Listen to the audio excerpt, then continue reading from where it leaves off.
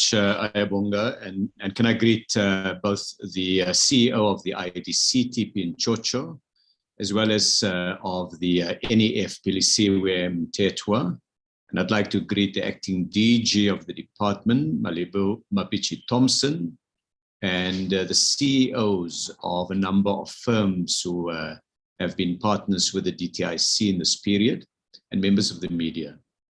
And perhaps in introducing this conversation we're having this afternoon, Ayabonga, I thought I should start with just contextualizing the actions that the department and the entities have taken. Members of the media and colleagues who are present will recall that the events in early July, in parts of KwaZulu-Natal and Gauteng, left in its wake enormous economic damage. Key infrastructure, commercial infrastructure in particular, was damaged, and the livelihoods of ordinary South Africans was deeply, deeply undermined. We had not only business owners staring ruin in the face, but many workers were left with premises that were burnt or looted. And in that context, we needed to move with some speed. So the Department of Trade, Industry and Competition has worked with other departments, but I really want to highlight just 6 or 7 areas that the department is focused on, and then talk specifically about the economic recovery financial package. So perhaps to start by saying, immediately as we saw the unrest unfolding, the department put together a communication line with businesses. We fielded enormous number of phone calls, and we had a hotline going, trying to link the police with hotspots where these challenges were taking place. We worked, secondly, to map out the damage to the supply chain, and we ran a survey in which we had well over 1,000 respondents giving us detail on the extent of damage that was caused in their businesses. And that helped us to identify the extent of the problem, but also where the most timely and appropriate interventions could be. Third, we worked with colleagues from the National Treasury to develop an economic stabilization support program focused on both manufacturing and retail, but also on critical infrastructure reconstruction. And that's what I'm going to mainly talk about, and I think will be the subject of all of our comments. So I'm going to come back to that. The fourth area that we focused on was to help get supply chains going again and address shortage of supplies. And this, in many cases, meant getting customers and suppliers working together, identifying alternative suppliers where a facility has been damaged. And we also put in place a duty-free import facility where local goods were not available. The fifth area was to have a coordinated response between firms, in some cases, companies that were competitors and would normally not be allowed to talk to each other, needed to work together, particularly in areas like food and other essential goods. And we enabled that through the exemptions from provisions of the Competition Act.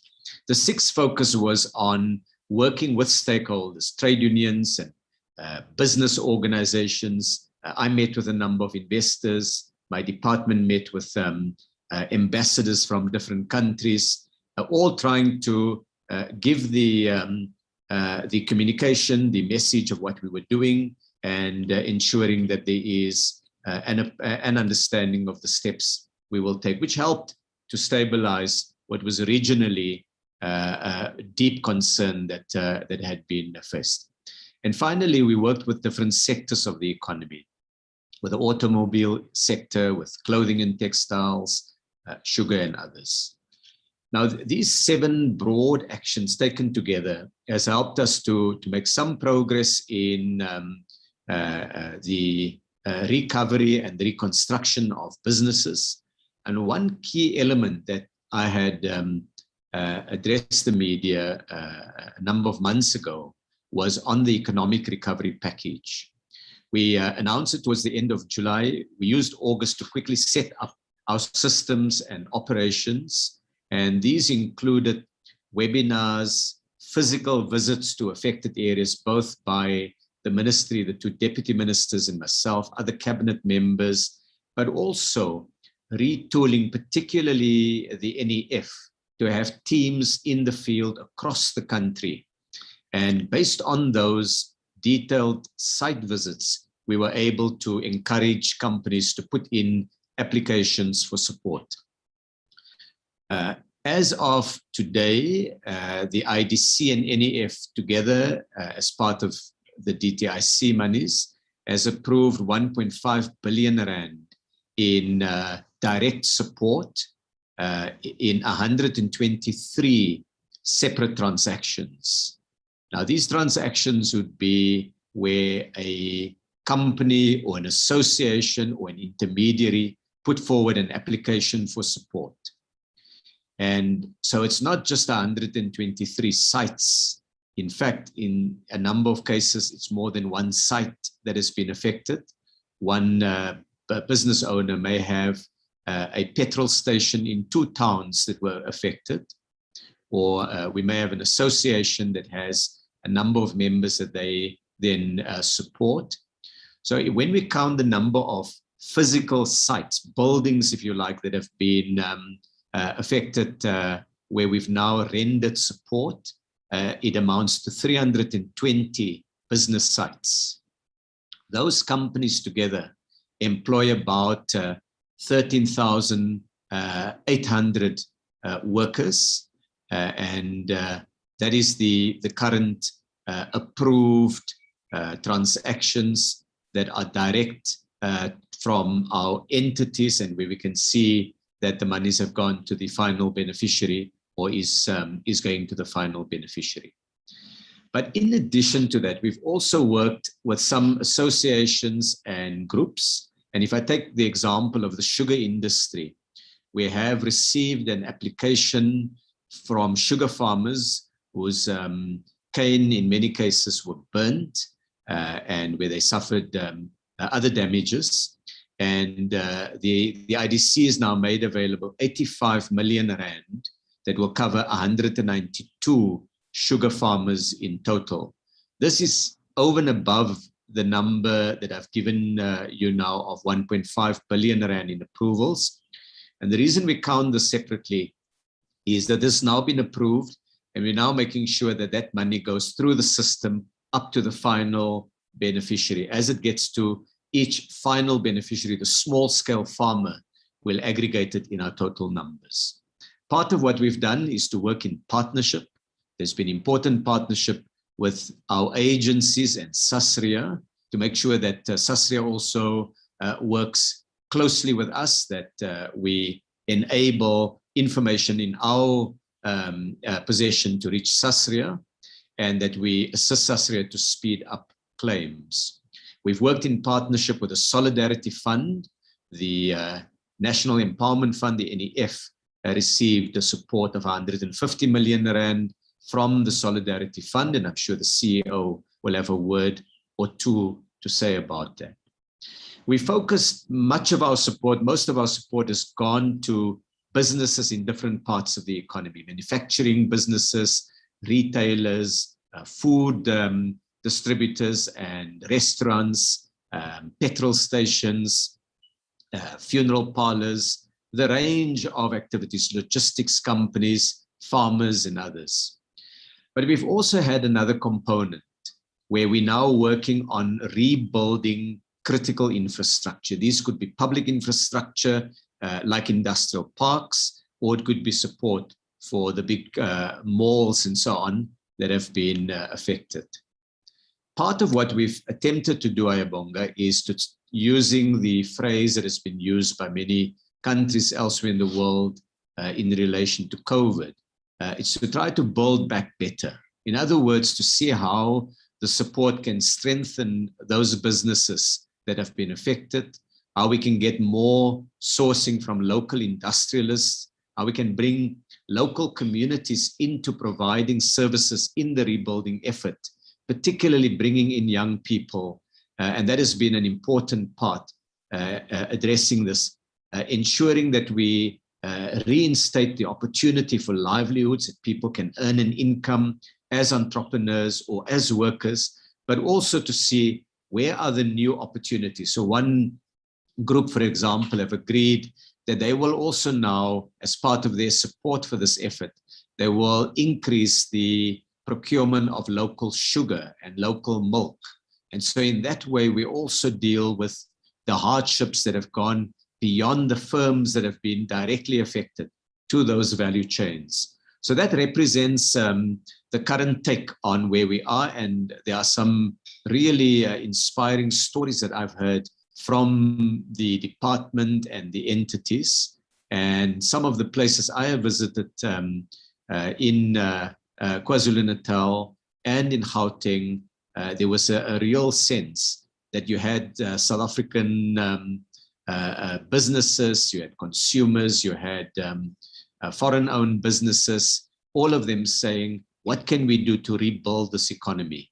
And the 1.5 billion rand in direct approvals that have already been made, in each case it took teams working often after hours, going through applications, checking them, identifying that the claims are valid, and then going through all the formal approval processes.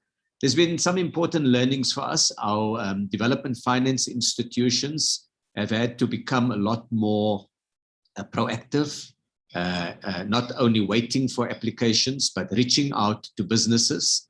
Our systems have had to be more flexible. Instead of waiting for approval committees that may meet once a week or once a month, we've now mandated, I've asked the IDC, that the approval committees must meet daily. The minute we have an application that is ready, then a committee must consider it and look at it. And we've also tried to put in place measures to avoid double dipping and corruption, because one of the important issues is to ensure that we move swiftly, so we can't rely on all of the normal processes, but that we don't open an enormous gap for either fraudulent transactions or corruption. So can I perhaps pause there, Ayabonga, and say that it's really the stories of how this support is helping ordinary business people and workers that is the inspiring part of it. Over to you. Thank you very much for those remarks, Minister, and we'll certainly come back as you had started to give us some sense there of some of the key learnings for the DFIs and also for the ministry arising from some of this work that's being done here. So let me now, I guess, give an opportunity to the development finance institutions who have been so central to the relief efforts. And we'll start off with the Industrial Development Corporation. The CEO of the IDC is with us this afternoon, TP Nchocho.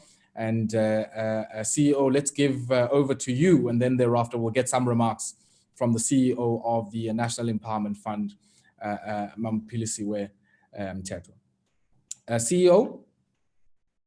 Thank you very much, Ayabonga, and good afternoon, Minister. Good afternoon to the colleagues and the invited guests on the line, and the colleagues as well, ladies and gentlemen.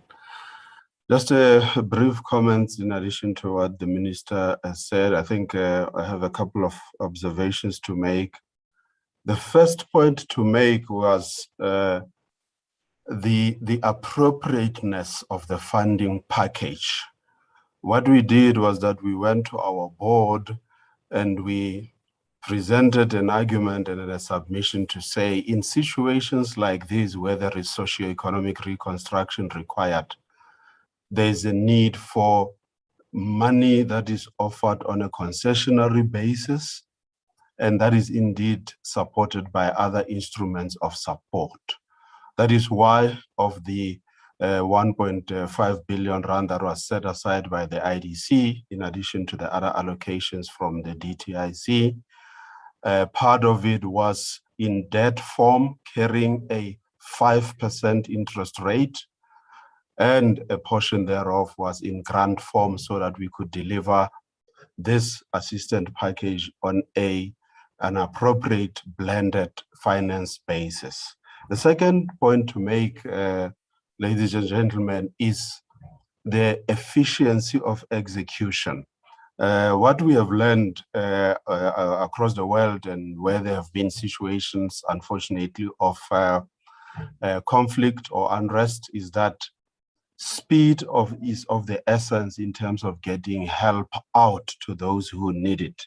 So the efficiency at the IDC was basically underpinned by, one, having a dedicated team working on this.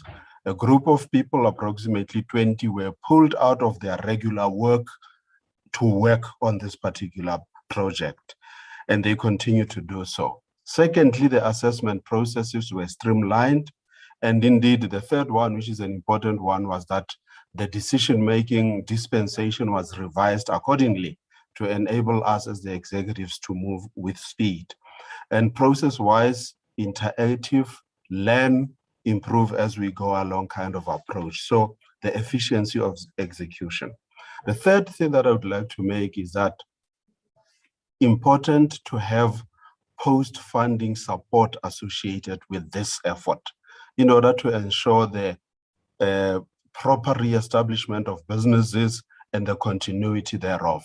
So again, we have set aside a dedicated team which, upon us funding an enterprise, they go in to assist with the reconstruction of the production processes, the well-being of the workers as they come back to work, the re-establishment of the supply chains, as well as ordinary financial management systems and so on, so that the businesses are reconstituted institutionally for long-term sustainability.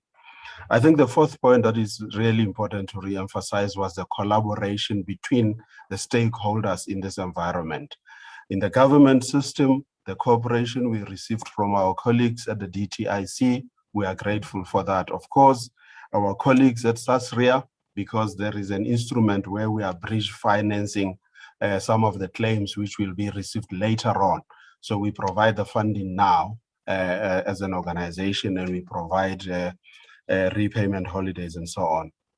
On the private sector side, working with the industry associations and industry bodies, various NGOs that are involved in enterprise development, we held hands together. And indeed, some of the big corporates, some of the businesses that were affected are under franchise models. So we would then work with the main corporate that undertakes the franchising system to arrange the funding as well as the post-funding support that is so required. Yes, lessons learned here really revolve around the importance of serving the need. I think our teams, as they went out, it was very important that we do not deliver a standard product, but we respond and adjust our funding and the terms thereof to the needs of these businesses as we went along. I already made reference to the importance of the internal synergies within the IDC, where the business development teams together with the business support teams that are in the middle office and the back office, we work in an integrated way in order to ensure that we achieve the kind of successes that we have achieved to date, where, as we speak today, 70% of the funding that we have approved, that the minister mentioned, actually has already been dispersed out. We have already in the pipeline at the moment just over 600 million rand of applications, new applications that we are busy processing now in due diligence phase. So a very cohesive operating system that we created in order to effect this intervention. In closing, Aya, Minister, I just want to thank the staff members of the IDC. They have demonstrated commitment in the execution of this task. And I hope and I'm confident that we will sustain the velocity of these efforts into the future. Thank you very much, Aya, and Minister, thank you very much. Thank you very much, CEO. Really appreciate those remarks. Let me hand over now, without any further delay, to the CEO of the National Empowerment Fund, Philisiwe Mthethwa. CEO, please go ahead.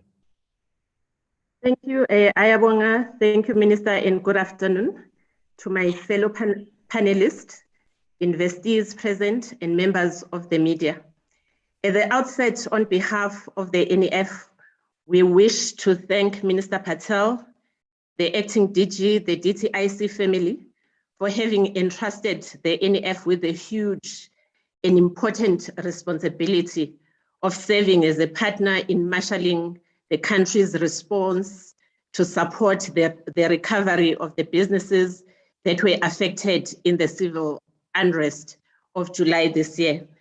The task, ladies and gentlemen, accords aptly and very well with the legislated mandate of the NEF, which is to grow Black economic participation in South Africa. Just to remind you that we actually do this by providing both financial and non-financial support. We start from 250,000 rands, and we actually go all the way up to 75 million rands. So I'm pleased to state that to enable the NEF's response to the crisis, the DTIC allocated a total of 650 million to the NEF so that we could come to the rescue of the businesses that were affected by the unrest. So in addition to the 650 million, we also got 100 million from our own balance sheet. And in addition to the 100 million and the 650 million, we also entered into a partnership with the Solidarity Fund, where the Solidarity Fund has now allocated an additional 150 million in grant funding to help the recovery of businesses that were harmed during the unrest. Just to touch on the qualification criteria. So we said the businesses that we're looking at have to be located in either KZN or in Gauteng. However, we do not exclude companies, for instance, that are involved in the logistics sector, where, for instance, a company, a logistics company could be moving goods from Mpumalanga or Limpopo from Cape Town to KZN to Gauteng, and along the way you saw what happened in Moy River. Their trucks were actually damaged, so they have to actually prove to us that yes, indeed, their property was damaged as a result of the unrest. And then all the other regulations would be like companies have to comply with all the relevant laws of the country. Obviously, they have to be in good standing with SARS, but we have also gone out of our way to also try and assist our companies to regularize their businesses. So where, for instance, companies are not in good standing with SARS, we will not just simply walk away and say, we will not be in a position to assist you. We will handhold those companies. For instance, the minister is aware that when our teams were actually on the ground, physically on the ground, in the areas that were affected by the unrest, so we realized that some of the financial information, the computers that the companies had been utilizing before the unrest, all of that information was damaged. So we came up with a system of reconstructing the financial statements of these companies from scratch, where we have had to work with the commercial banks and the accountants of these companies just to make sure that when we present the transactions to the various committees of our board, that these companies will have all the information that is actually required.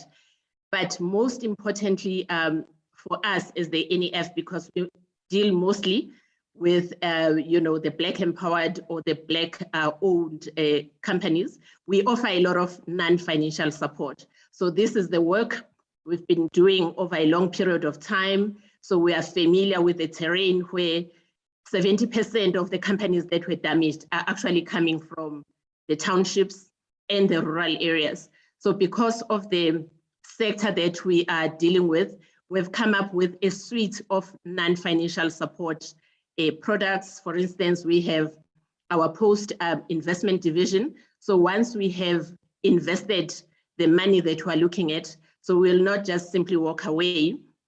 We'll make sure that these companies are handheld by our various colleagues, that we will also be in a position to provide continuous mentoring and advisory services once we would have invested the money. So out of the funds that were allocated to the National Empowerment Fund, I'm pleased to report that over 722 million rands has been approved across 125 sites that are owned by 73 businesses.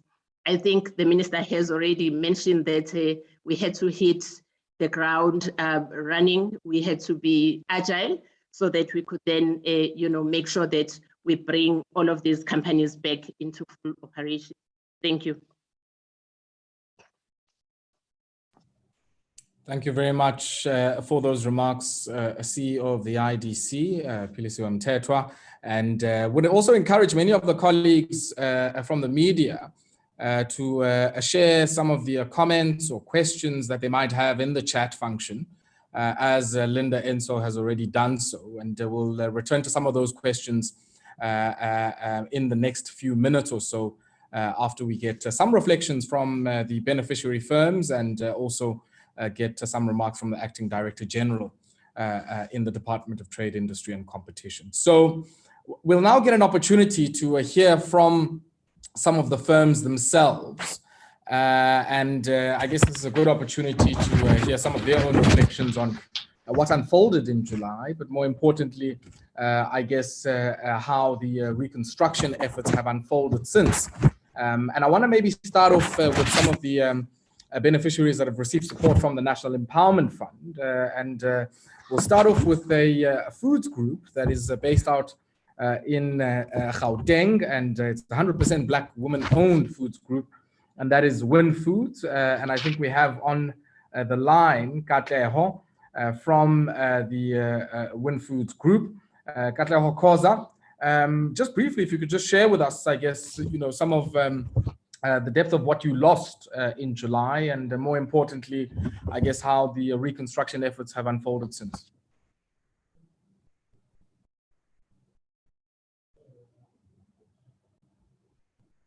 Are you with us there, Katleho?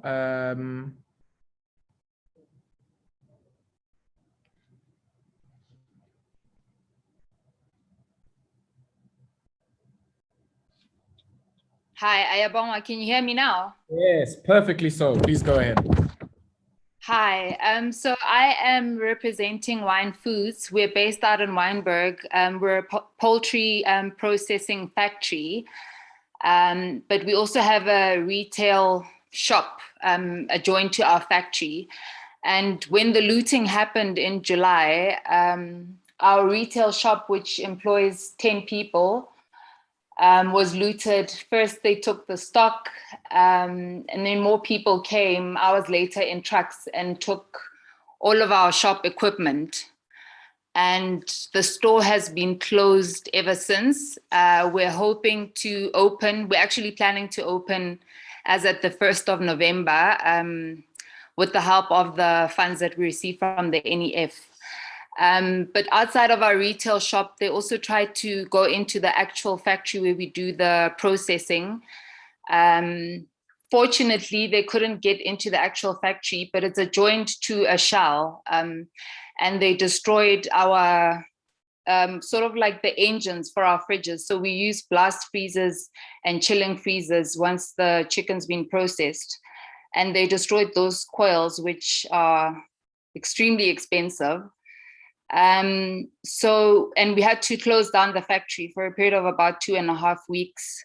This affected, now in total we employ 70 people, but at that point it was 60 people who were out of work for a period of 2.5 weeks. We applied for funding, very rigorous process, but we were well supported. Our officer was Mpumezo Matibe, who was really, really great because it's quite a detailed process. And we've been very fortunate. The funds were dispersed.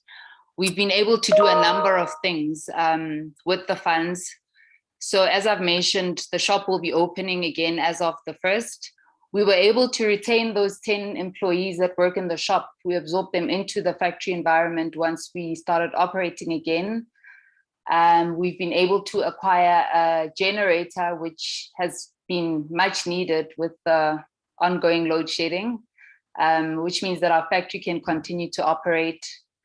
We've been able to buy stock. So we were obviously having working capital issues because the knock-on effect was that our customers who were also looted either shut down or haven't been able to open up until now. So we were also left with a lot of bad debt. So we've got customers that still haven't paid us, but also customers that are no longer operational because of the looting. But the support and the funding has really, really helped us. And I think even long term, it will help us to become a sustainable business. We've been able to employ another 10 people because we now have increased our capacity, not only to service clients with the current orders, but clients that walk in and want orders. Because of the increased capacity, we're able to have more chicken available as opposed to in the past where we were only producing 4 orders. So thank you to the NEF. Thank you very much for that message, Katlego. And it's always, heartwarming to hear, notwithstanding all of the horrific scenes we saw in July, that you've been able since to add 10 new jobs.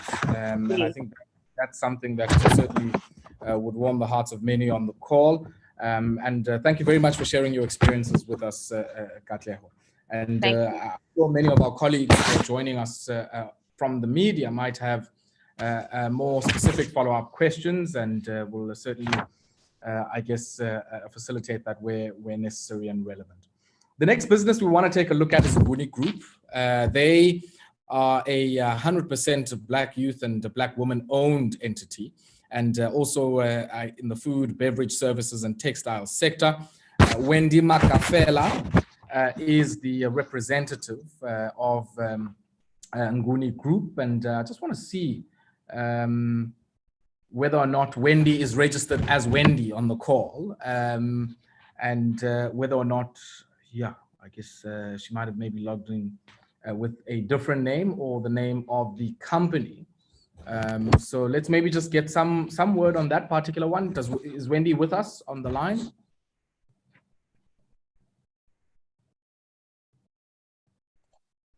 No, Wendy is not on the line. She's not online. Okay, all right. So we'll come back to the Nguni Group. Let's get Nomfundo Mtoyi, who is in a sector where I guess all of us at some stage will be customers of this particular sector. That's the burial industry. And she is the operator of Icebo and Wendy, Nomfundo. Let's hear from you, and let's see if we can allow you some capability to talk there. Yes, please go ahead. Thank you very much. Firstly, I would like to greet the Minister, Mr. Patel, IDC CEO, Mr. Njosho, and NEF CEO, Mrs. Pilisi Wemtetwa, and everyone present in this group. Firstly, I just want to say July was a very bad month in all businesses in KZN. Our offices were looted. Amongst those looted were 24. Amongst the 24, 3 of them were burnt down. It was such a very, very bad experience for our business. Our business was started in 2009 from Hammersdale with just 1 branch, and now 12 years later, we are more than 120 branches across the whole KZN province, and we've just started in Johannesburg as well. And seeing how we've worked hard to build a business that has employed more than 1,500 people, and through our foundation, we've been helping communities in all these, through all our offices and all our other projects that we do through the foundation, to see the looting, the very same people we're helping, the very same people where we are employing the family members, looting our branches, breaking down, burning down everything, taking caskets, carrying food with caskets, taking caskets into the streets. It was such a very, very bad experience. I wouldn't wish it for anybody. We've always respected death, but seeing what happened in July, it was so disrespectful to our community as well at large.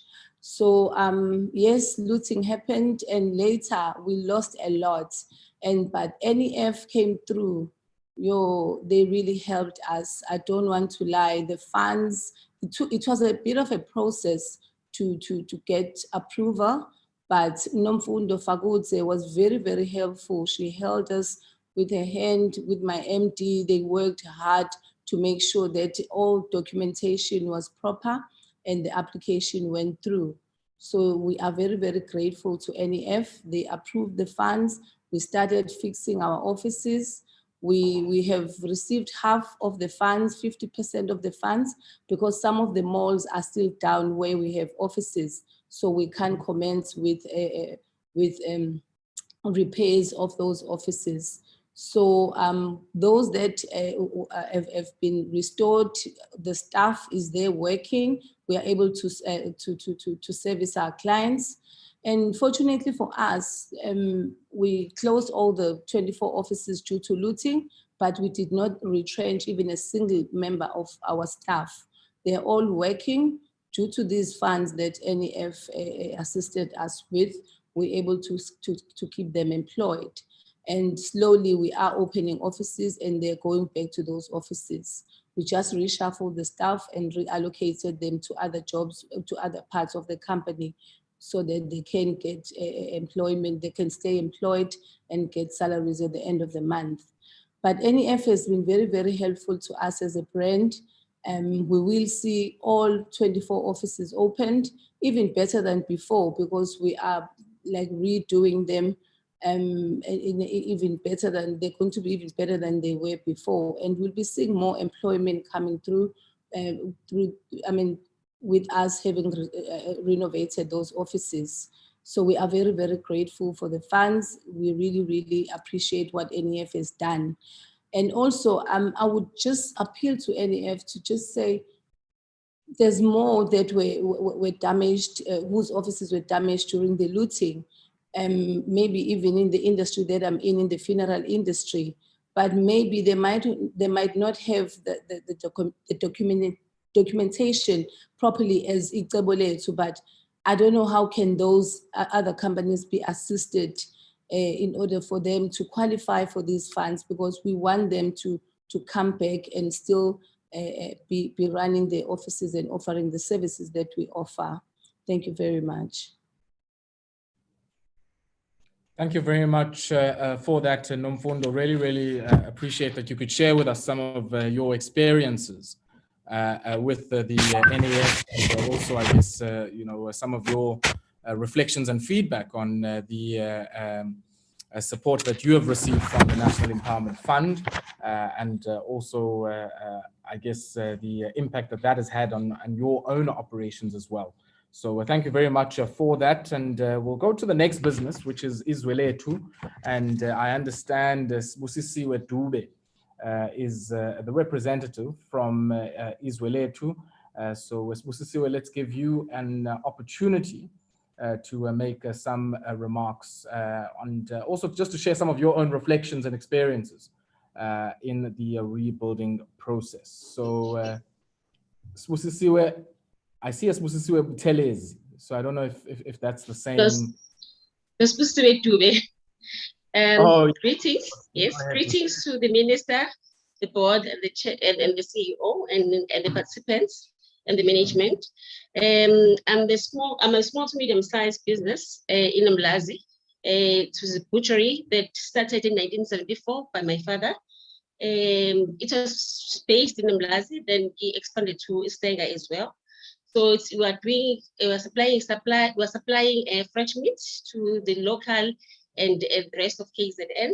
It's a retail shop and the wholesale shop where I distribute meat to your stockfields, your shisanyama around the area, and also deliver to the automobile sector and the catering sector. Though we're not looted, but I was affected because my cold storage was packed. I had to close for about 2 to 3 weeks because of the power outages. So I was severely affected. My cold storage packed up, and also I had stock losses.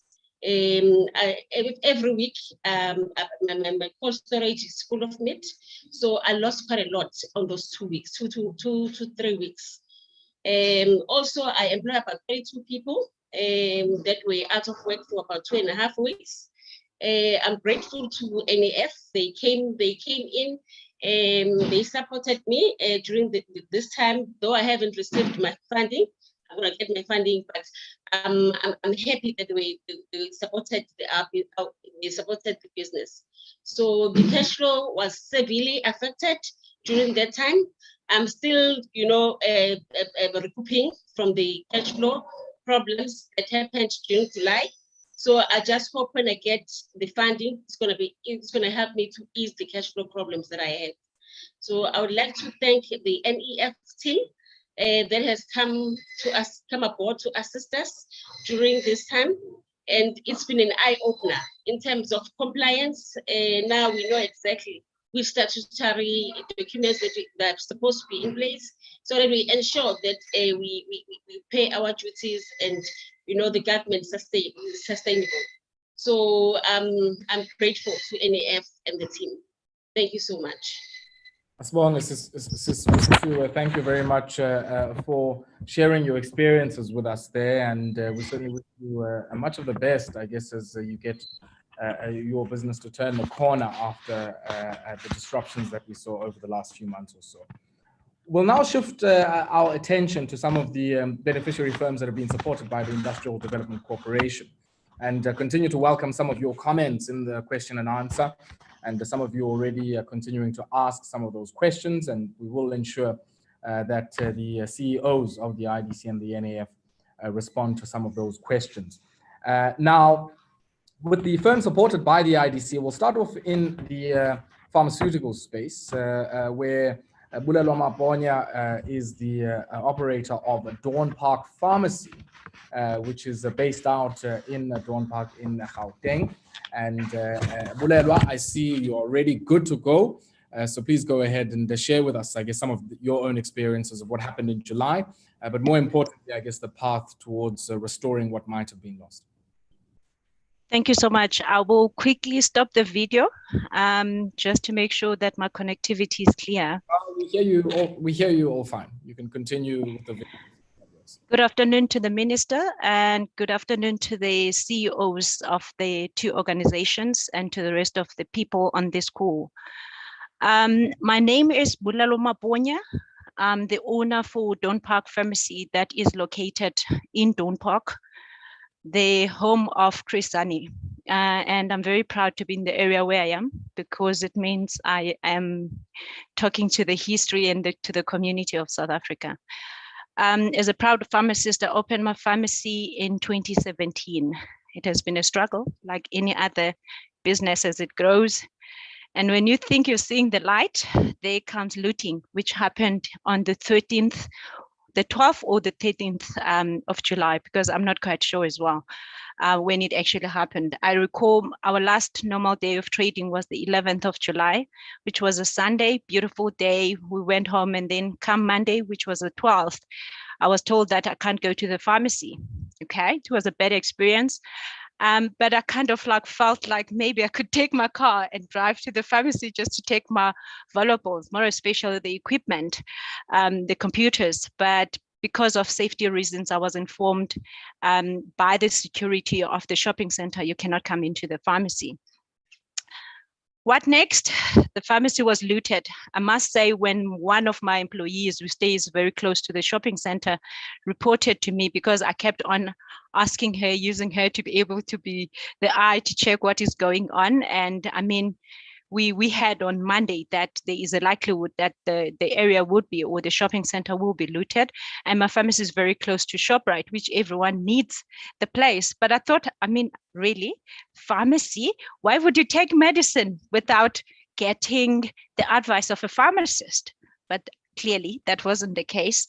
When I was told that my pharmacy is looted, I must say I felt cold on my feet, thinking of exactly the place where I come from with the pharmacy and the challenges that I had as an owner of the business. But I mean, that was life. The next step was, what do I do? Where do I go? And obviously the Pharmacy Council instructed us as pharmacists who were affected to make sure that we continue providing services specifically to the chronic patients. And here I am. I had to organize and make sure that I dispense and provide medication while I'm at my home. And then I'll make an arrangement with the pharmacy to meet me in the shopping center to be able to get the medication. Obviously, it wasn't safe on the first few days after the looting, but then the show had to go on. And I then obviously listen to the news and have to be familiar in terms of what is going to happen. I put my claims through SASRIA as I was insured.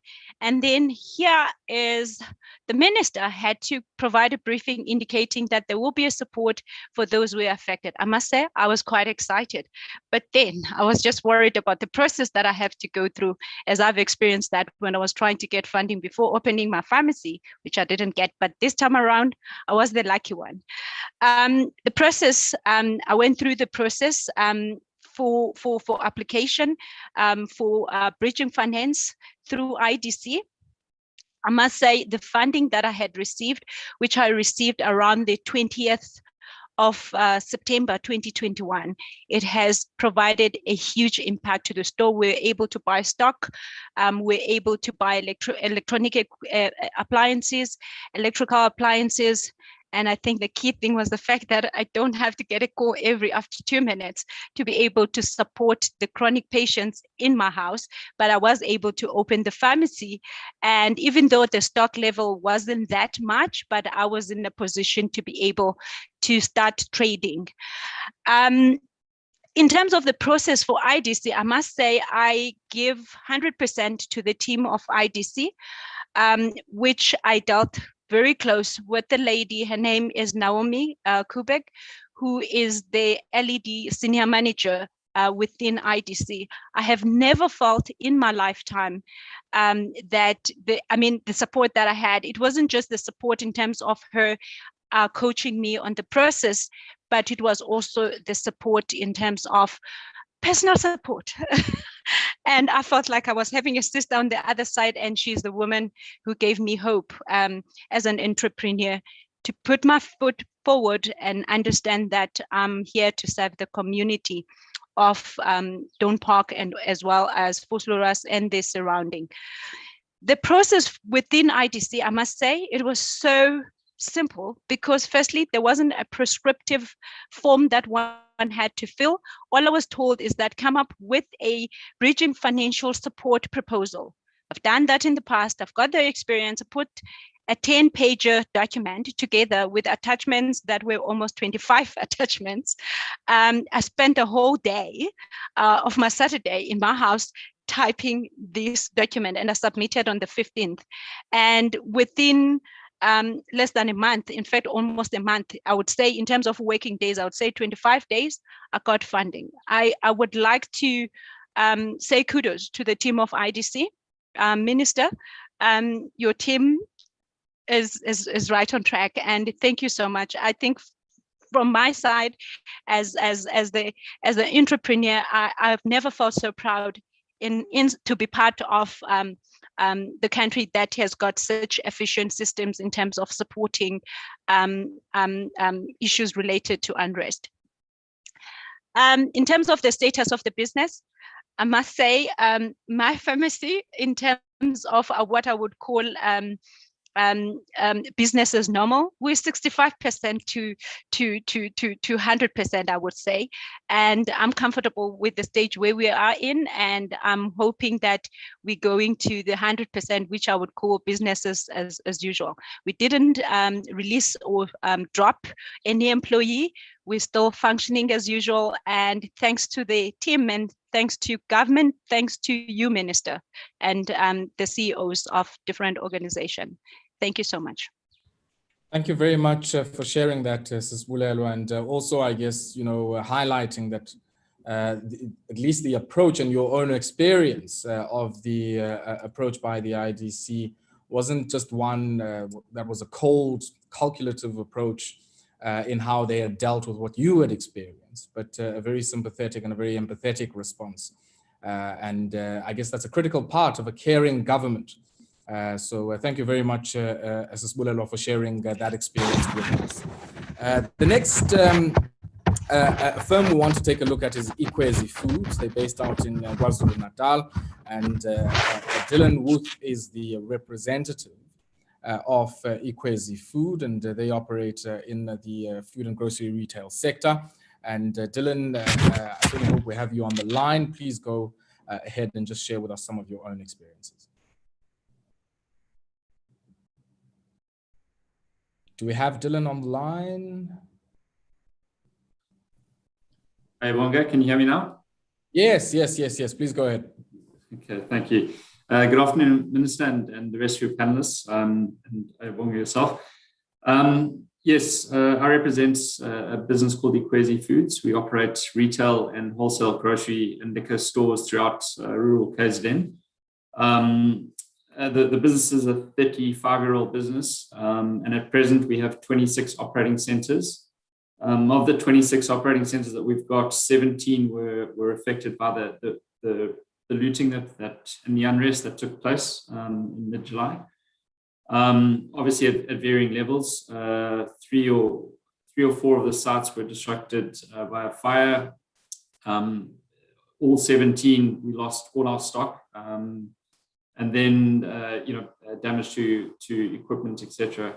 In 90% of those sites.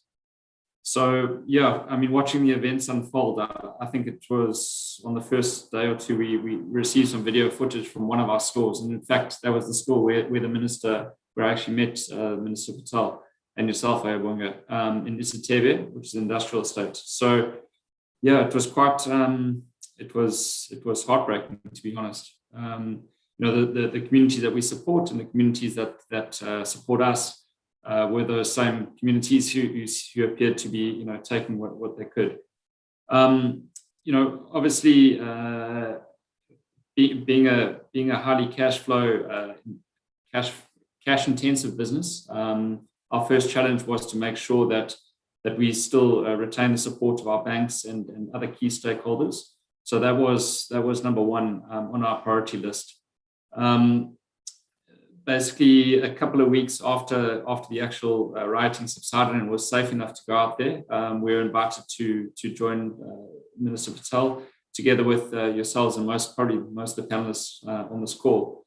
So we met you guys out there, and to be perfectly honest, I believed we both, in fact, myself and my two partners, felt that you guys were proactive in being out there. But to be perfectly honest, we didn't honestly expect too much from government at that point in time, understanding the scale of the destruction, and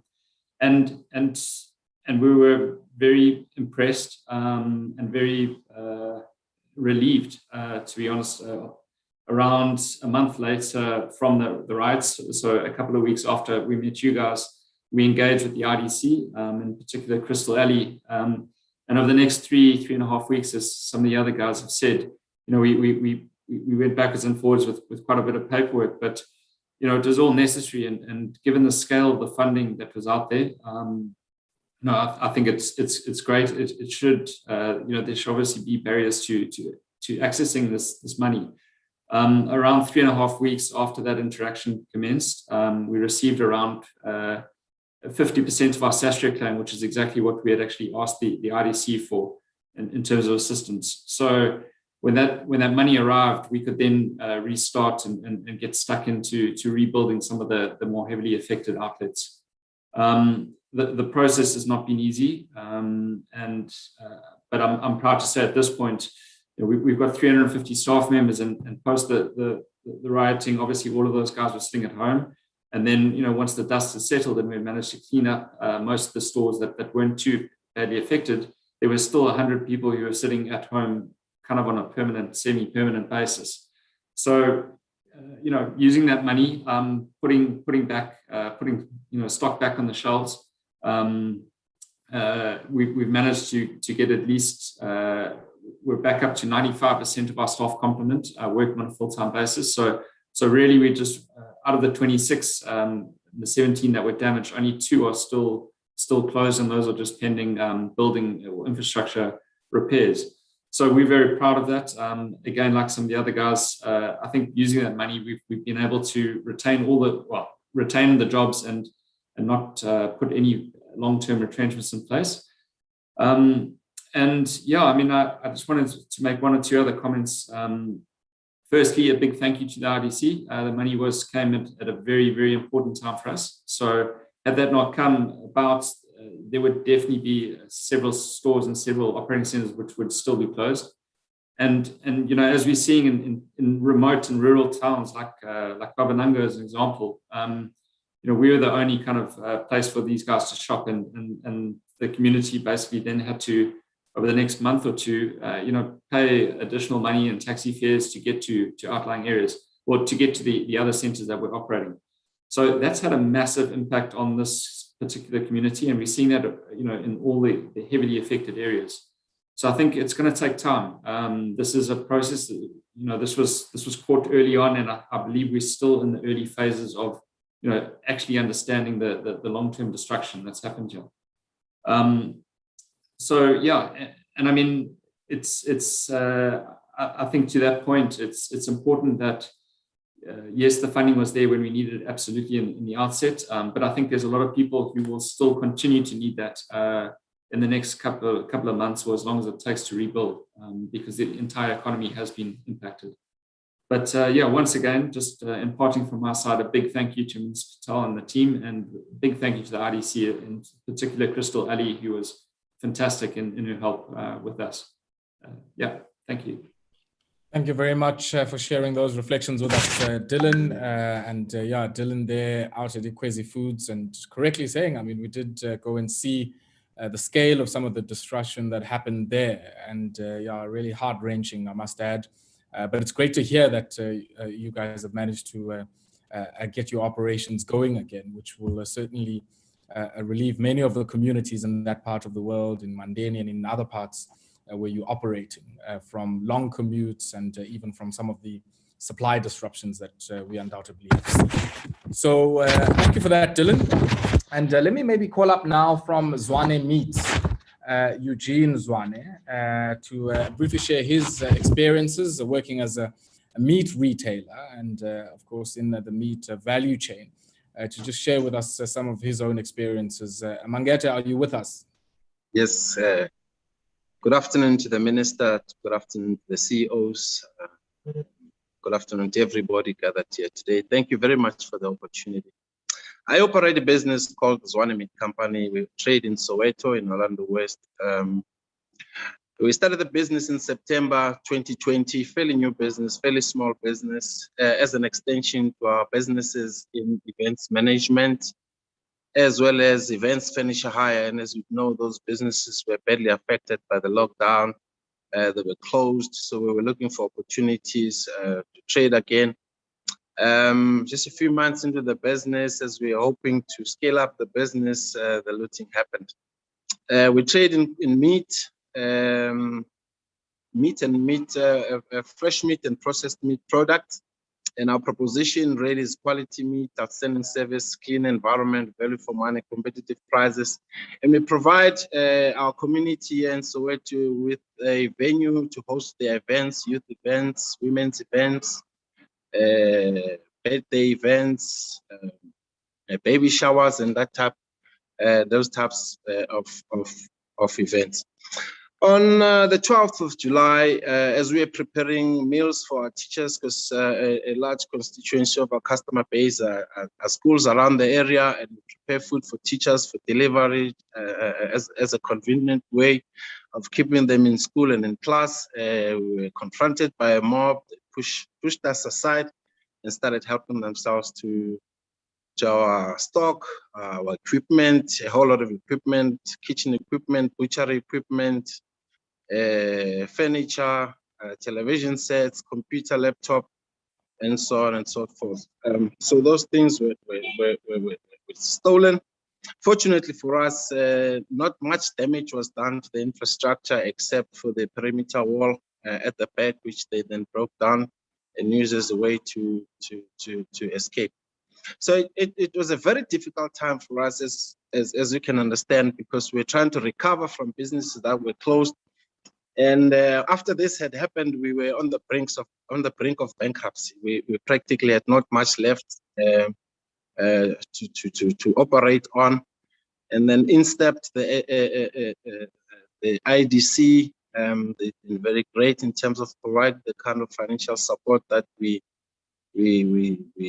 badly needed.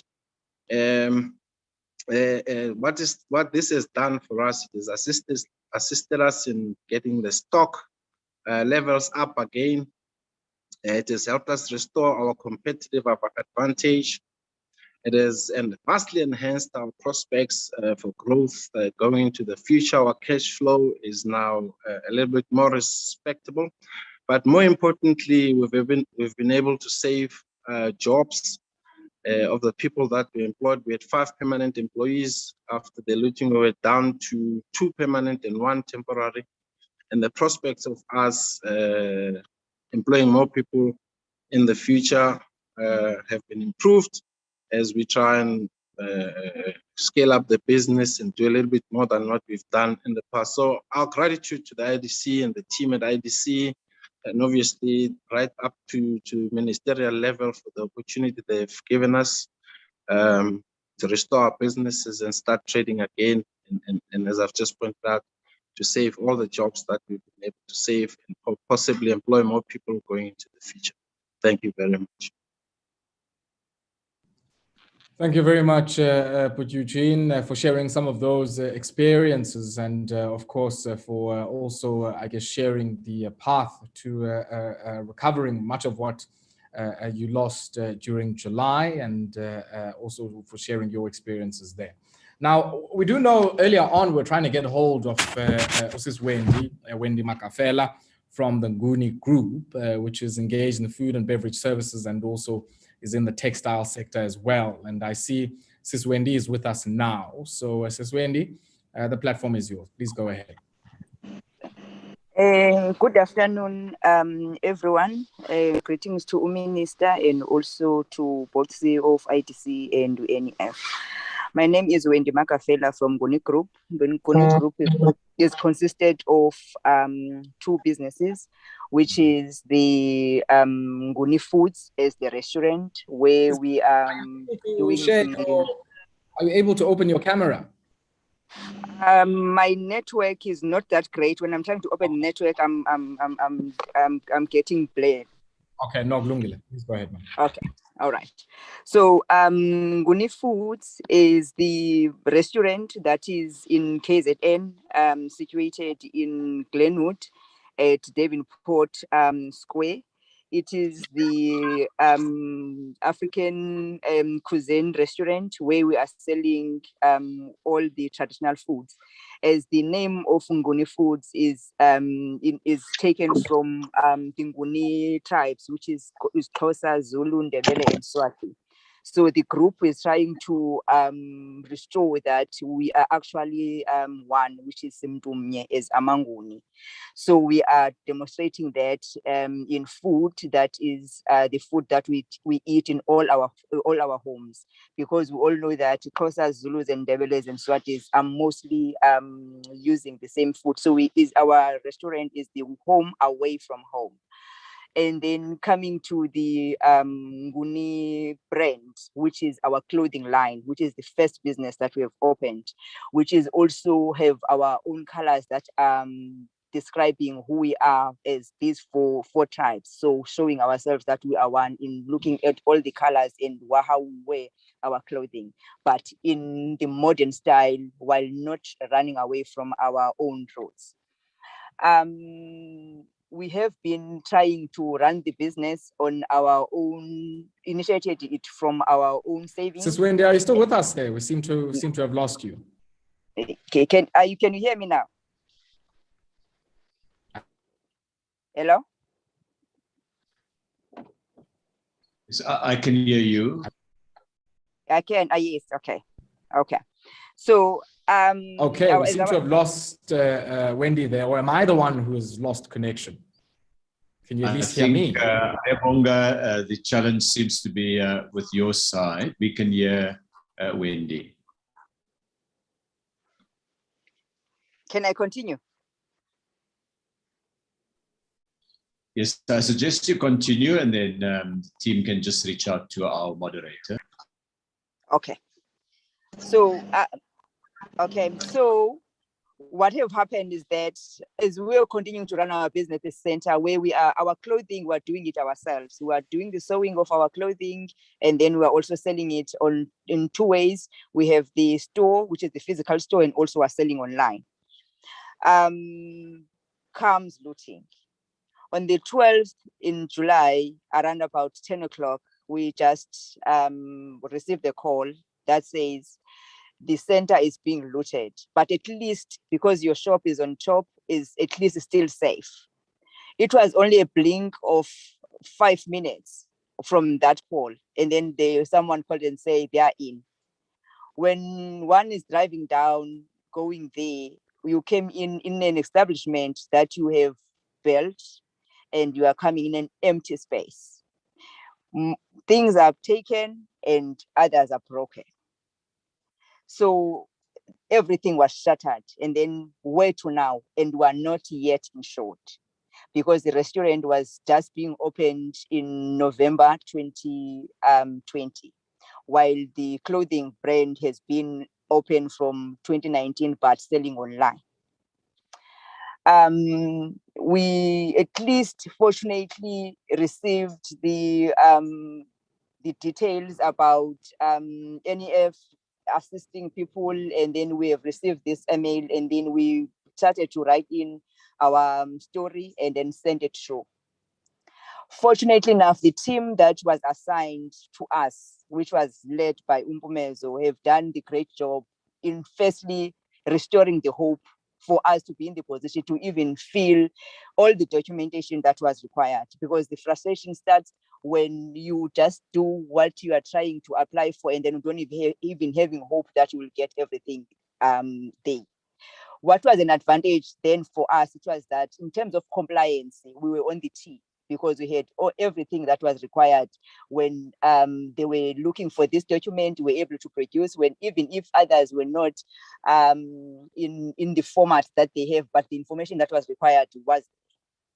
And I must say, at first I had, as I have never applied for assistance on IDC or NEF, I had always had this, I would say, stereotype that this is just a paper exercise. You don't even need to waste your energy in going there and ask for assistance, because it might not, it will never happen. But today I have a different picture, that if you go there for the help, provided you have all the required documentation, you will be assisted. And at the same time, as one also had that perception that the government employees really don't do things as they're required, I have a different picture of the team that was handling our application. Because I must say, even in the night, they will send you an email and say, can you please respond? We need this, we need to submit, we need to do this. So they were on back to back in making sure that they are assisting us in being assisted. Today, I can proudly say our restaurant is open, and we've managed to, so far, to bring back the 80% of our employees, while we are still building the other section of the restaurant in terms of our other activities, because we started with the other activities, others were still busy building them up, then to bring the 100% of compliance. And going to the brands, I can also say we have opened again now to trade again in the physical store, and we do have the stock that was all taken. We've managed to buy the sewing machines that were also looted, and our team from the manufacturing side and also from the one that is selling at the shop, all of them are back at work. I must say, I thank the team that worked with us and also government in assisting in this regard. Thank you. Thank you very much, Sis Wendy, and yeah, for sharing with us some of your own experiences. I had a bit of a dip in my own network there, but was able to hear much of what it is that had happened to your firm in July and some of the challenges that you had been faced with. Just as a last input that we're going to get now, I've been reliably informed that we also have Zoraida Saib, who's from ZA Gear, which has been supported by the IDC. Zoraida, please share with us, I guess, some of your own experiences, and then thereafter we'll get some remarks from the acting DG, which thereafter then we'll hear some questions from our colleagues in the media. Zoraida, please go ahead. Good afternoon to everybody that is here today. I would like to say thank you very much to the IDC for all the assistance that you guys have given to us. It's been splendid, something that I didn't realize was ever going to come to the plate, because in the past we have tried, but I would just like to say, with all the negativity that's been around, I was very, very positive that this could turn around to make things much better for ZA Gear. So I would like to thank all the employees that were assisting us from the IDC. Everybody was absolutely efficient. I think it's the first time that there's been funding that's offered that's been so efficient, you know, that it's come to us at the right time and the right place. We have been affected absolutely, badly, in that we had a staff complement of 200 employees. We were in the Mayville area on Jan Smart's Highway. We are a clothing manufacturer. We were CMT. We used to do manufacturing for Edgar's via the design house Selrose. We've been in the business for 27 years, and it's been absolutely, it's been heart sore, because it's been a business that my husband and I started just from 20 rands and one machine. And we were able to now employ 200 people. We are also an accredited training provider with the FPNM CETA. So we used to employ lots of young people, assisting them with their learnerships, lots of students from the DUT, from UKZN, where we used to mentor them, assist them with their workplace experiences. So we were very passionate about our youth, and we had around about 100 trainees that were employed at ZA Gear. And we, in 2014, started this venture with the FPNM CETA, and thereby we used to train them. From 25 employees, we ended up with 200. So we used to employ them and then absorb them into the company and employ them.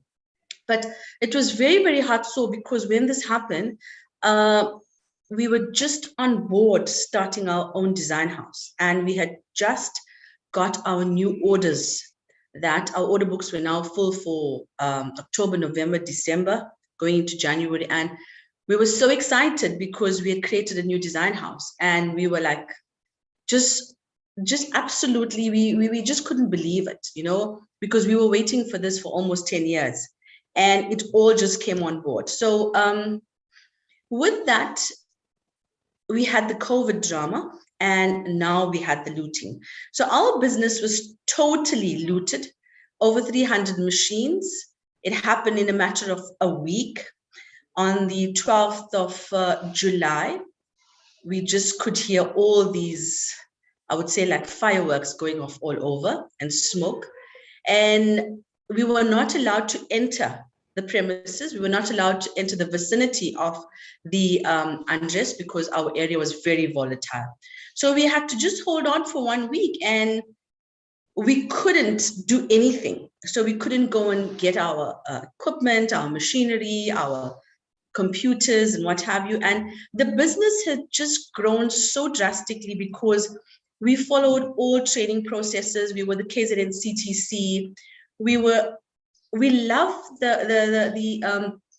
we love what the new venture was taking us into, especially the 4IR issues, automation, and our young people in our industry, in our company, was so vibrant and so enthusiastic, the way they love to learn, and especially with our learnerships, that they were like so excited about the new venture of our new design house and with the new orders that we had on board. And with all this, well, this happened and we had to find a way to move on very quickly. So I moved admin into my garage at home for about 2 to 3 weeks. And then we found out, listen, we need to get a premises urgently because customers were saying, listen, we need our orders. So we moved into Stamford Hill, got ourselves a small design house. And it so happened that Nicole from the IDC happened to give us a buzz. And we said, let's try. And we did so. And it was absolutely efficient because this only took her, I think, a month and a half, Nicole and Nikosha. I think everything was on board, and not even a month. And funding was already given to us, and it came at the exact right time. And the other issue was that we had received a lot of funding from the CETA training grants to start our new training program, which I mentor and train lots of small SMMEs in the clothing and textile industry. So I have a batch of about 20 of them that we mentor and train, and they are CMTs that belong to our group, and we outsource work to them as well. So we had this program on board. We had a learnership of 30 students and another of 20 for the CETA, which we trained in our separate training and development department, that all had to be now housed in this smaller place that we are at present. But we know for a fact that the business is going to get much more better. And thanks to the IDC for the funding that you guys have offered us, absolutely tremendous help. We still haven't received our statutory claims, but hopefully we'll get there. And I must say thank you to Mr. Patel and the CEO of IDC. I must commend all of you for all the good work that you all have put in.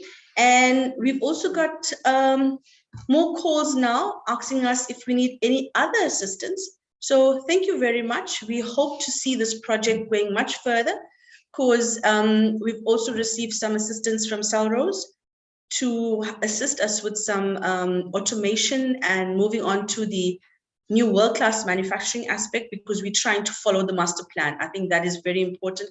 We want to make sure that we create those jobs, because if you guys happen to come and see what we have in the small 300 square meters, we've got about 30 students at the moment that are so excited. They've just started their new training last week, and they're like, oh my God, they can't wait to learn new stuff and look at new machinery, because it's so exciting what's happening out there. So I must say, thank you very much, guys. I really appreciate it. And I think we really, after all the bad that has happened, there's a lot that's good going to come out of it. And we must thank you guys for all the support. Thank you very much. Thank you very much, Zoraida. Really appreciate you sharing all of what you went through. And of course, even in the context of that difficulty, the experience that you had of the support that you received from the IDC. Thank you very much for sharing that. And I guess, DG, when you hear many of, I guess, you know, the customers of government, if I can put it that way, responding in this type of fashion, it certainly does really, you know, warm the heart, and it bodes well, I guess, for, you know, the secondary industry in our country. So Acting DG, Malebu Mabija Thompson, let me give you an opportunity just to share with us some of your reflections and, of course, you know, some of your views on this program, where it is now, where it is envisaged to go, and more importantly, I guess, for many prospective applicants for some of this relief and support, you know, how do they make sure that they access some of this much needed support? Thank you very much, Ayabonga. And thank you very much to the businesses that have shared their experiences, to the CEOs that have also shared the processes of the different institutions. But of most important, I think also to the minister, and for the work that the minister has put in as far as this is concerned. It really is gratifying to hear the journey that we walked through with people that we didn't know. But because, as Minister always says, that we are here to serve, you get to hear them along the journey, you get to hear their stories, and it does refresh you. What many don't know is that those terrible days were taking place, there was a core team within the department that was put together, and Minister was part of that core team. I'm sure if I say people in that core team had a 5-hour sleep, I'll really, really be generous. For those couple of days, the team were doing, we were running on 2 tracks. There was the track of trying to make sure that we alert as far as possible our security cluster on areas where there may be issues. And then on the other side, there was a track that says, the following day, these businesses must run, and how do we make sure that that they run? Then you had this minister who was our systems integrator, pushing us on both ends, and we were trying to get everything sorted so that we can have these stories. We didn't have to wait for 5 months, for 8 months. As soon as stability was restored, even before stability was restored, already there were programs in place, and a number of public servants put that into being.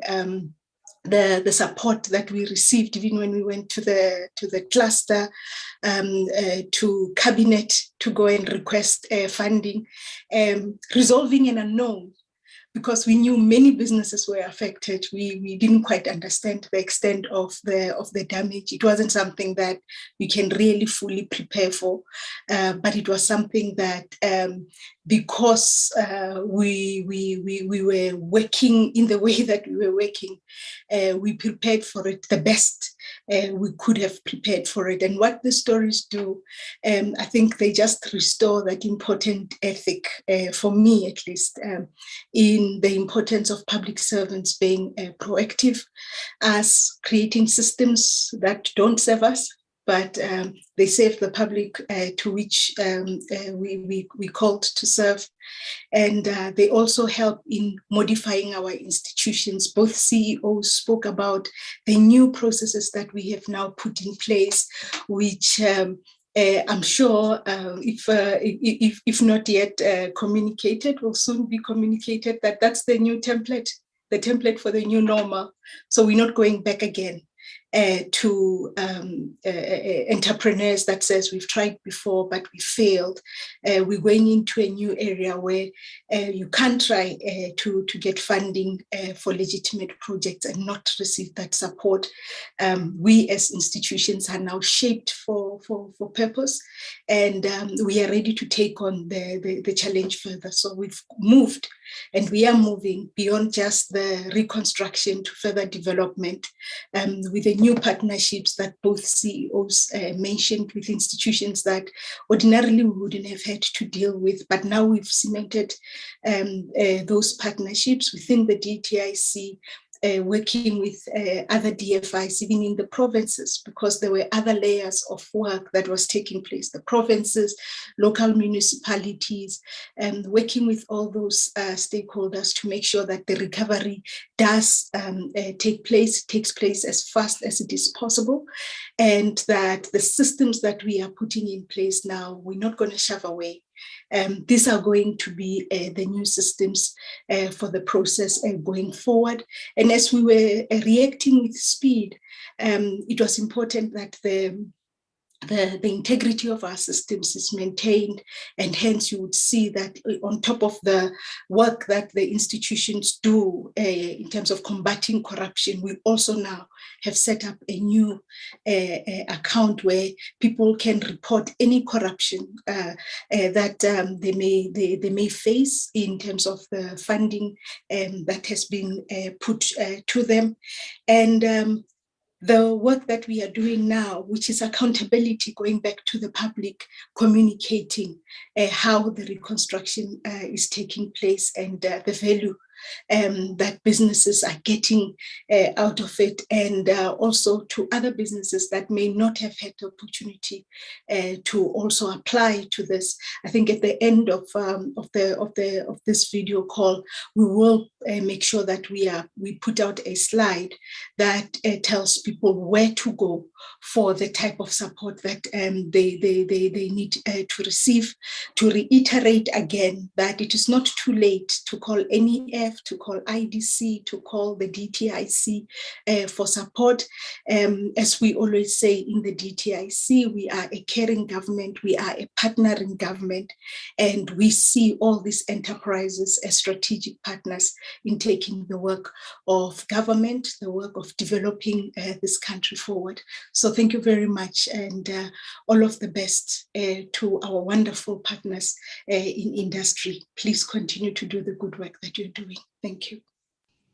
Thank you very much, DG, for those remarks, and also, I guess, the assurance that we continue to be on hand to support industry, both through the IDC and the NEF, and some of the support that sits within the department as well. So thank you very much for that. And yeah, some interesting questions coming through in the chat. And I guess this is a perfect opportunity for us to take some of those questions. So I'm going to put out, I guess, one of the questions that hasn't been answered, because some questions have been adequately answered in the chat. So we might not return to those. But one question being asked by Linda Ensor from the Business Day, and we'll take all of the questions and then give an opportunity to the officials, to the minister, and also to the two CEOs to respond. And the first question is, was the National Empowerment Fund's funding limited to Black-owned businesses? So let's bank that. And I'd also like at this point to get some of our colleagues from the media to just raise their hands, and we'll go through a few of those. We'll take the first round of hands now and take about 3 or 4 questions, get a response, and then we'll come back to a second round of hands. I see somebody who has their hand up in the chat called MMPT. So I don't know who that is, but MMPT, your hand's been up for quite a while. So please do go on and pose your question.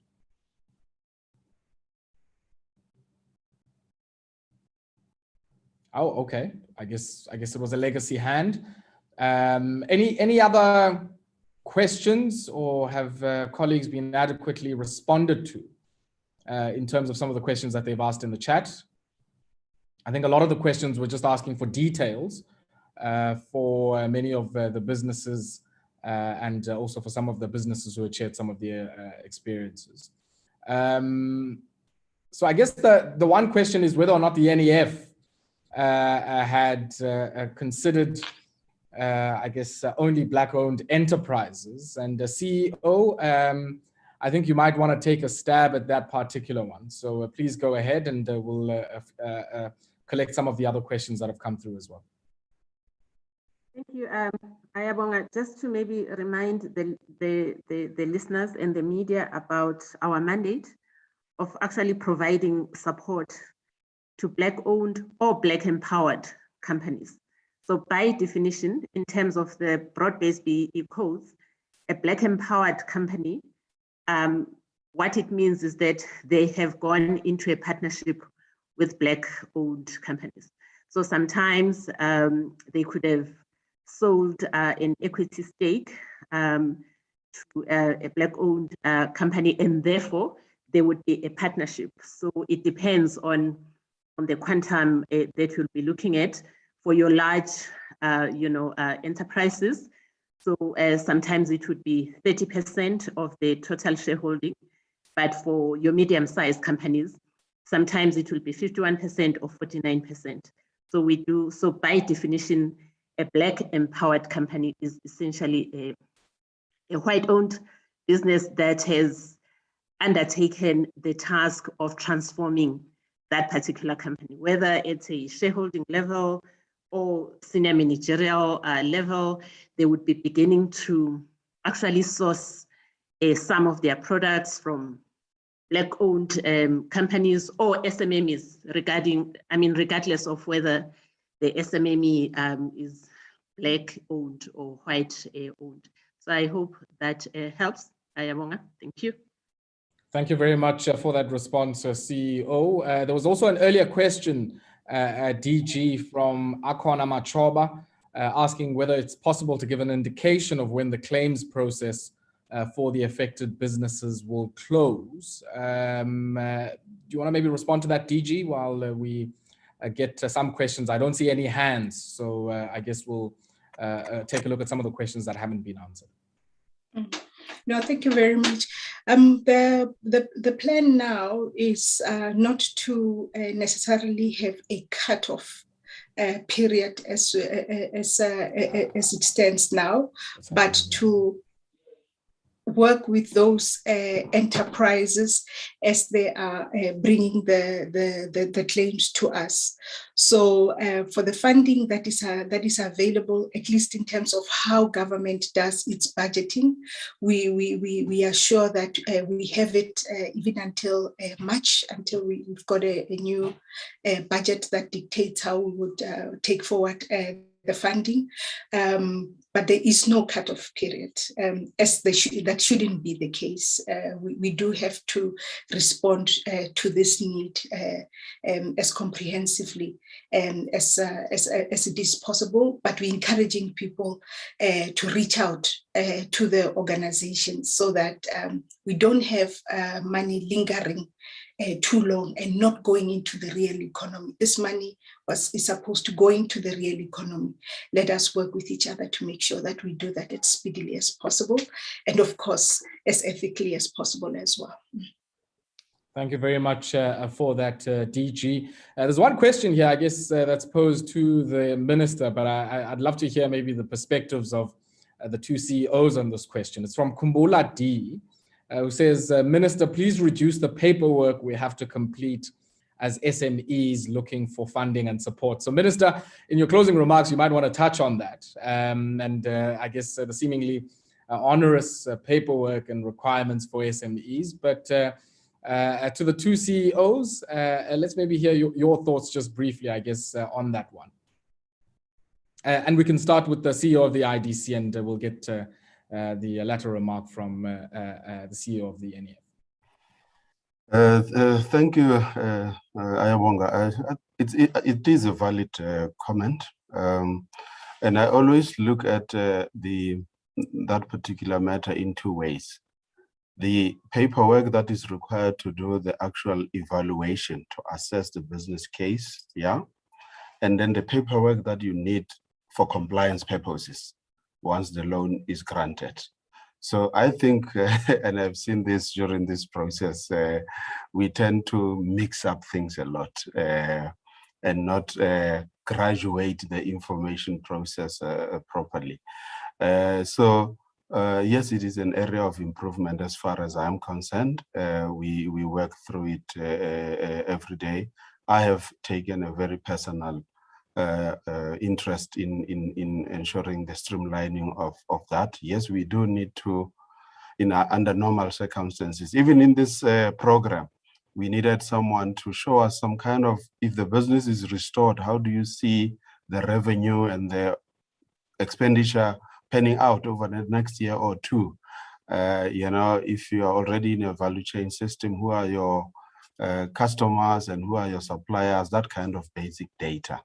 But yes, it is a valid concern which we should get right, particularly given the benefits of these experiences over the past 2-3 months or so. And then with regards to compliance information, we need to be very careful there, because much of the information that is required around things like FICA, tax compliance and so on is regulated, legally required information. And I was pleased to hear a comment from one of the beneficiaries earlier on saying this process has also helped them to understand that particular imperative of having their information in place regarding compliance and so on and so on. So thanks, Aya. Maybe just before we let you go there, CEO, before you dash off and switch your camera off. There's a quick question that's come through here from Akona Machoba saying, how much of the 1.5 billion rand set aside by the IDC was for grants and how much of it was for debt funding? Yes, to the point that I made in my opening remarks, and I really have to restate this, what we have learned in this area of development finance and development support work, and we saw global institutions on the continent, the African Development Bank, for instance, their response to COVID situations around the countries, is this imperative that the money has to be as concessionary as possible when we are dealing with post conflict, for lack of a better word, or post riot kind of situation. It has to be as concessionary as possible, and it has to move as fast as possible. And then there has to be institutional arrangements to make sure that it gets embedded in organizations, businesses that can sustain for a longer period. So in that regard, we approached our board and we asked our board that of the 1.5 billion, 700 million of that would be in grant form. And then the other portion would be in loans priced at 5%. But we do insist and we do discuss with our clients that we should blend the money. So if somebody needs 30 million, part of it would be debt and part of it would be in grant form. Where we have gone out of our way to give grants only was particularly in situations where we were providing relief for workers. There were businesses that got out of business and people were out of work for 2 months without wages. So we would then appropriate that in grant form to such businesses. So that's how it is structured at the moment. And it has been going very well together with the MSEP facilities. People should not forget that there is also that tranche of money that we receive from the DTIC and administer as a total package like that. Thank you very much. Okay, thank you very much for that, CEO. CEO Mtetwa from the NEF. I guess to that earlier question, of the onerous SME paperwork requirements. There's another one that's come from an anonymous person, but I'll bank that one for the minister because, some issues around the CIPC as well there. But CEO, please go ahead. Thank you, Ayabonga. So the question, if I understood it, I think they were asking about, the systems and the red tape sometimes and the paperwork.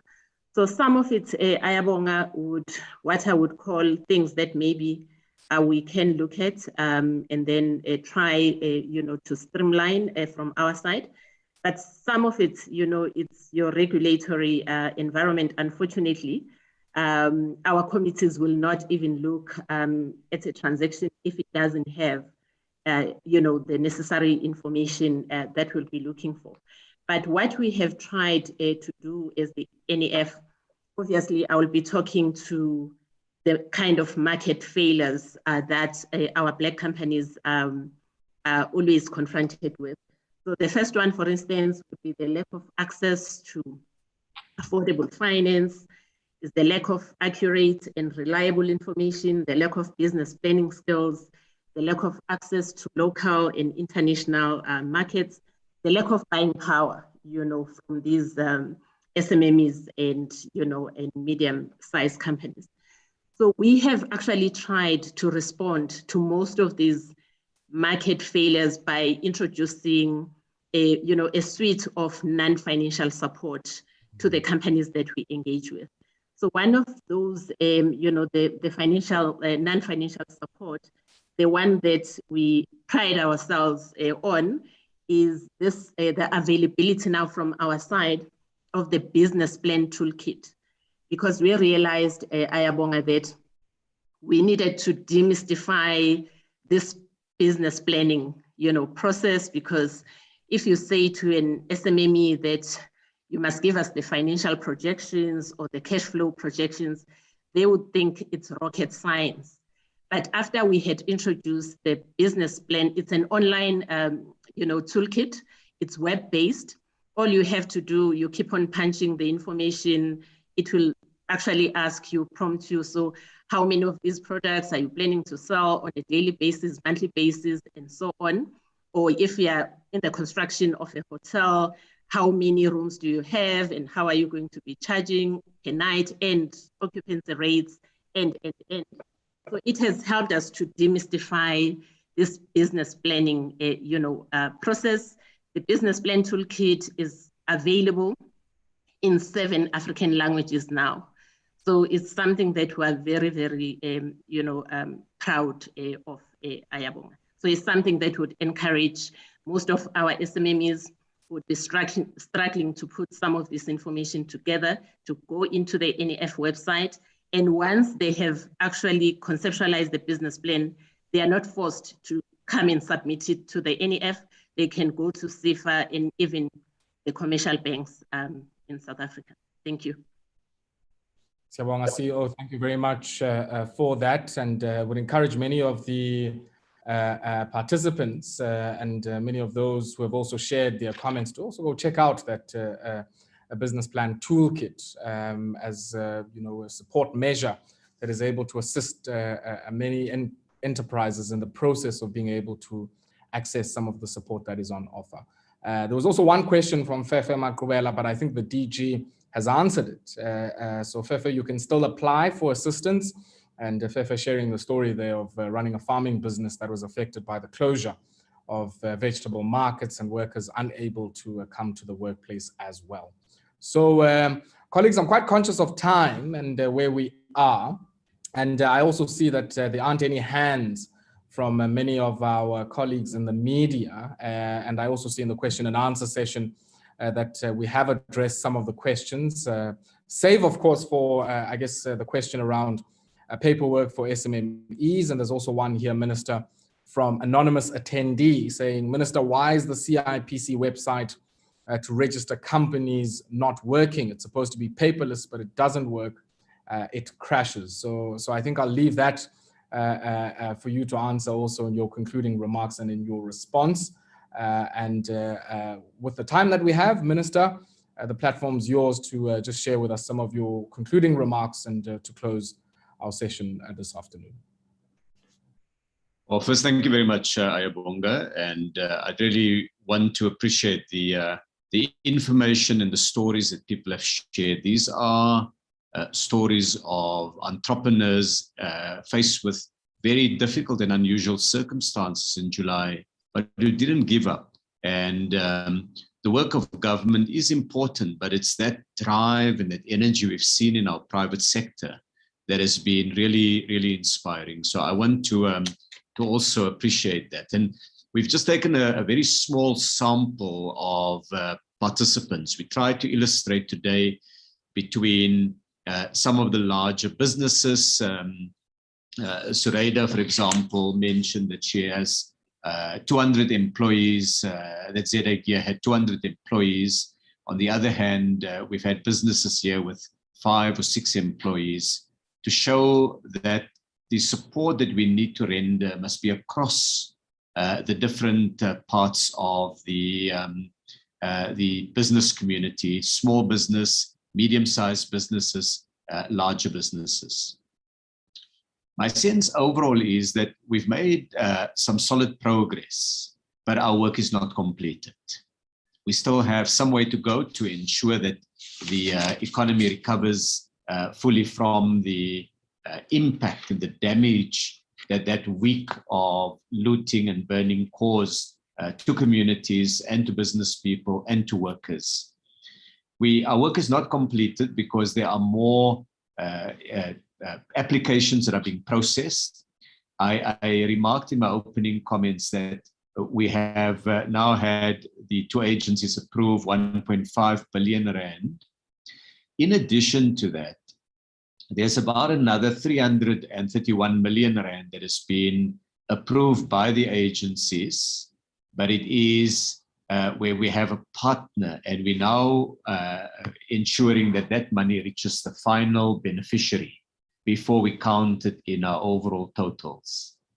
So we are likely to see fairly imminently that the number will go up quite dramatically. In addition to that, we've also had the department itself is working with industrial parks and other players where there's been physical damage and where it requires the co-payment with Sasria to be unlocked, which requires their processes of assessment before construction start. And so there's another few $100 million that we expect would be unlocked from that. The second reason why I say that our work is not completed yet is because many businesses still need to recover the turnover that they lost.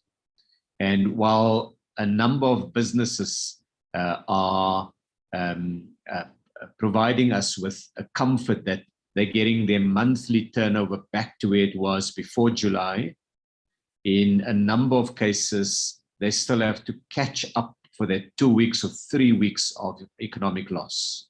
And so we've got to be prepared to see this journey through together. And then there's also, of course, the important issue that we need to deal with the underlying economic frustration that had so many people joining what was an attempt by some to subvert law and order, but others joined because of frustration with economic opportunity. And so we must act immediately against lawlessness, but we must also address the causes of economic frustration and exclusion. And so our focus on getting small and medium-sized businesses up and running again, getting young people and women-owned businesses going is part of the effort to ensure that those parts of the economy that are really important, where young people and small businesses contribute, are able to get up and running rapidly. I've been very struck and I've taken note of the comment that many people, when government first announced the package, were somewhat skeptical. And the skepticism was based on difficult experience in the past. And I think what we've learned from this experience is the need for us to de-bureaucratize, to make things simpler and clearer. Yes, there are regulations that we have to live by, but too many times our systems have become rigid, slow. We wait for committees to meet, and we are in a binary situation of saying yes or no. Either you comply fully with every piece of paper and we say yes, or you don't and we decline. The new culture that we're trying to inculcate in government is one of seeing government as a partner to the private sector. And so there's too much red tape, there's too much slowness in the processes. And what we did here was we re-engineered that very strongly with the support of the CEOs of the NEF and the IDC. Committees now meet daily when they need to. They report to us as the ministry once a week minimum. And we go through the detail of those reports and see why are there challenges and what can be done to address those challenges. So it's a new way of doing government, if you like. And in March this year, when we did the annual performance plan of the department, we asked all of the entities to see how can they limit red tape, how can they simplify their systems. So I'm now heartened by what has happened. I have asked the IDC and the NEF now to take the learnings from this. And as DG Malebo Mabichi Thompson said, make it the new normal. Make this a responsive government, this way of solving a problem. If you've missed something in your documentation, we mustn't say no, we must call you and say, look, this is missing, this is where you can find it. It is true that in government, we often have to contend with regulations, including regulations dealing with the FICA status of a company, tax status, and so on. But where we can help, in some cases, we can simplify the regulations. In other cases, we can have people whose job it is to help the small business person to navigate the bureaucracy.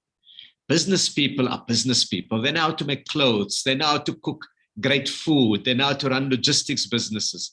they're not government experts. They don't know what our requirements are.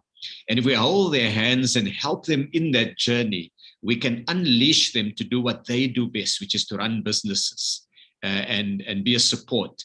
So I think I'm really very happy that that spirit is now one that we are likely to see to a greater extent. And we should not be complacent. We have not yet reached exactly where we need to be in simplifying our systems. There's still scope to do even more, but at least we've tried now to do things differently. Traditionally, it would take us at least 6 to 8 months to get the first few 100 million rand released from a new program. That we've been able to get already to 1.5 billion that has been approved at project level, and closer to 2 billion once you count the intermediaries and the critical infrastructure is an indication of what we can do.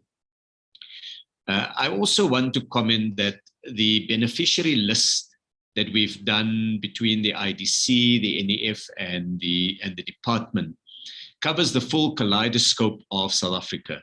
You have businesses that are run by young people.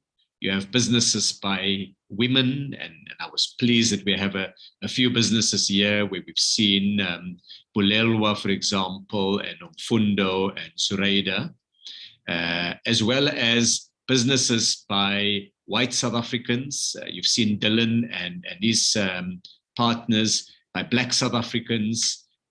We've seen businesses in townships, as well as in main metro areas. I mentioned earlier, very large businesses. One of the first factories I visited in the Lembe district municipality was a company called Kings Park. It was well known because very early in the unrest, there were these pictures that were circulating on social media and on the News 24 clip, showing the factory literally burning to the ground. And that factory is one of those that were assisted. And it's a large factory, 300 workers. But it took a bit of effort and focus to make sure that the Dawn Park pharmacies are not neglected, that we don't only go for the large businesses, because often large businesses are better equipped to access resources. They've got accountants, they've got the support infrastructure, which small businesses lack. So I don't think we're getting it perfectly right as government. I think that we need to keep the pressure on ourselves to improve even more. But this does mark a welcome change in how we deal with situations and circumstances where the private sector needs us as partners. And this fresh approach by government is really one that we should mainstream in all of our work. We've had meetings now with other sectors more recently, the film industry and other sectors, and we're trying to take the same concept of a caring government that Malebo spoke about and make that the standard of our work. I hope also finally that as we wrap up this program, that we see it as the start, because we can't afford as a country to get back to where we were the 1st of July this year. Yes, businesses want to get at least back there as quickly as they can. But as a country, we need to expand our economy, we need to grow much faster, and we need to create more jobs. So there's a lot of work left for us. And I'd like to thank all of the participant companies today who have made their contribution. And your contribution is not in praising the public entities, although we appreciate that very much.